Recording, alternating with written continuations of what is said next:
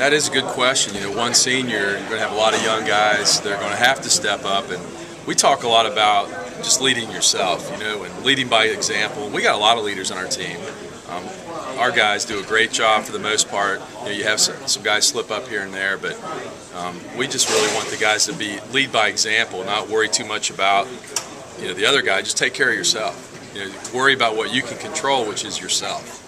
So, are there things the freshmen and newcomers they'll have to learn by doing or by seeing some of those veterans go through those same situations? Well, on our team, we've got 33 players in the roster, and only 15 were on the team last year. So of the 18 newcomers, a lot of those newcomers are juniors or junior college transfers. So, but they're still rookies to Division I in the Big East. So some of the best junior college players we've ever had here struggled that first year, and then they come back as seniors and they do better.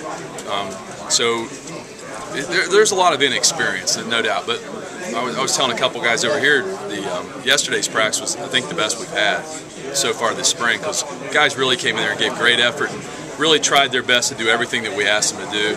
And we just have to, on a daily basis, try to get better. But it's going to be interesting to see how it goes, because we do have some talent, but we're so inexperienced, and the guys are unsure of themselves, and a lot of them don't have any confidence in themselves yet. And so that's something else we're going to talk about is what comes first, confidence or success.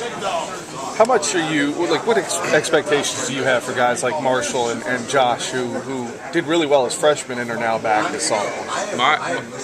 I'm speaking on behalf of the program. The way we teach it is just maximum preparation and maximum effort. That's all my expectation is for them. Just to, on a daily basis, do your best to prepare, best possible job of preparation for that practice or that game, and then try your hardest. And if you do that, the numbers take care of themselves. But those, Marshall Thompson and Corey Walter, those two guys are throwing the ball really well, and they have a chance to be successful. I mean, they've got to do a lot of things to be successful, but they have the ability to be successful. Since the start of practice, is there an area that stood out to you that's improved the most? Well, looking at this year's pitching staff to last year, we have more pitchers in the mix. We've got about 6 or 7 guys who are throwing the ball really well. They like Corey Walter, Marshall Thompson, Eric Hinkle was a huge welcome him back, because he missed last year with Tommy John. He's a left-handed pitcher transferred here from Potomac State. So he's a fifth-year senior. He was throwing the ball up there 85 to 87 with a good breaking ball and a good changeup. So he looks like he can start for us in the conference. So that's a big surprise. And then we just have more. We have about 10 pitchers that we can put out there and have a chance. And we got to continue to improve our pitching staff, no question about it. But we've got about 10 of them that aren't bad, and the other 4 or 5 just need to keep improving.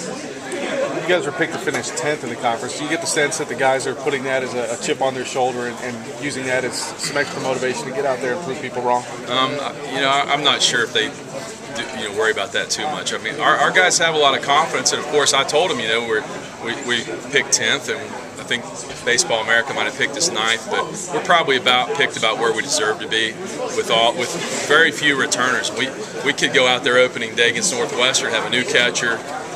Probably McBroom will be back at first, but a new second, short, third, new right fielder, new DH.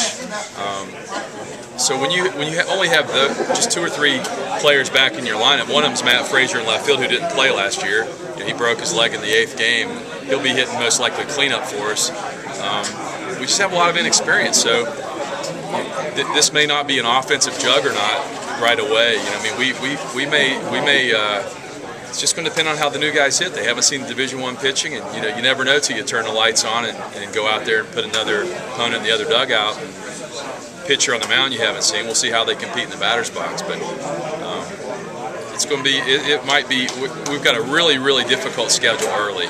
14 of our first 16 games are away. I mean, that's tough in any sport. I don't care what sport. So if we start off slowly, as long as we're giving effort and we're improving daily, I'm going to be happy. We gotta see the big picture. It's a long season. I think last year New Mexico started off 3 and 15 and ended up getting in the NCAA tournament. So you just have to do what you can do on a daily basis.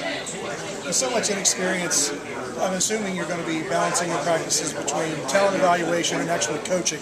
How do you do that?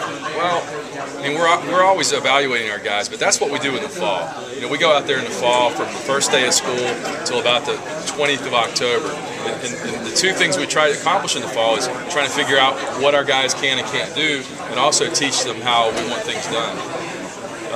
And of course, we're always evaluating. We're following them on a daily basis. You see them at practice. So we have a lot of players right now. There's a lot of unsettled positions on the team. You know, guys don't know who's going to be playing. I'll be honest with you, I don't know who's going to be playing. I tried to make up a lineup out the other day, and I really couldn't. Other than Brady Wilson leading off and Matt Frazier hitting fourth, I couldn't come up with a lineup. So a lot of who's going to be playing for us is going to be determined by what they do moving forward. But we've got a lot of competition for some playing time, and I think we've got some talented players. But like I say, they're inexperienced and they're unproven. And we're going to talk about this tomorrow at practice. You know, what comes first, confidence or success? You know, that's a great question, because you always hear about players they have to have confidence to have success, but I'm not sure why that's the case. If you throw 97 miles an hour, you're going to have success whether you're confident or not. So, but we have a lot of guys right now that aren't very confident. My point is that's normal, that's natural. Once you go out there and you have some success, your confidence will grow. And baseball is a game where to really play it well, you got to have confidence. But right now we're in that stage where we have a lot of guys that aren't very confident. But I can understand that a lot of them haven't thrown one pitch in Division I or had one at bat. So you'll just have to see how it unfolds.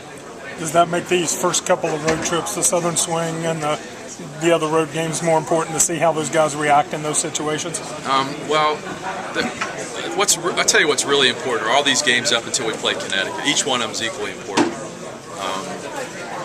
We've got four consecutive weekends on the road. We'll go to Tampa for the Big East Big Ten Challenge, going to Myrtle Beach for the Baseball at the Beach, the Metrodome in Minneapolis for the Dairy Queen Classic, and then out to Oregon to play in that new Nike Showcase tournament, which is awesome. So our guys we're going to see some of the best teams in the country, and we should be prepared for whatever the Big East can throw at us. The Big East was really good last year. You know, Connecticut went down to Clemson and won a regional at Clemson.